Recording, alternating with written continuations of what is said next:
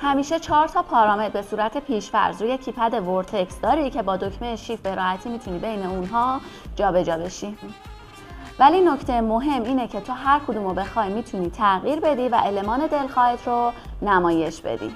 برای این کار کافیه بیایم توی پارامترهای گروه 21 که مربوط به کیپد و نمایش المان‌ها روی صفحه نمایششه. پارامتر 2111 مربوط به نمایش المان‌ها در حالتیه که اینورتر راه اندازی شده و در حال کاره و پارامتر 2112 مربوط به نمایش المان‌ها در حالتیه که اینورتر خاموش باشه. ما 7 تا المان یا پارامتر نمایشی رو توی پارامترهای 2104 تا 2110 میتونیم تنظیم کنیم که به صورت دیفالت این پارامترها روی این مقادیر نمایشی که این رو به رو نوشته شده تنظیم شدن. به طور مثال 2720 که مربوط به فرکانس خروجی توی پارامتر P2104 تنظیم شده و 2701 که مربوط به فرکانس تنظیمی توی پارامتر P2105 تنظیم شده و الی آخر. حالا به فرض مثال من برای اینکه خیلی زمانگیر نباشه بقیه پارامترهای نمایشی رو تغییر نمیدم و فقط این دوتا پارامتر آخر رو روی دوتا المان نمایشی که مد نظرم هست میام تنظیم میکنم. برای این کار میام پارامتر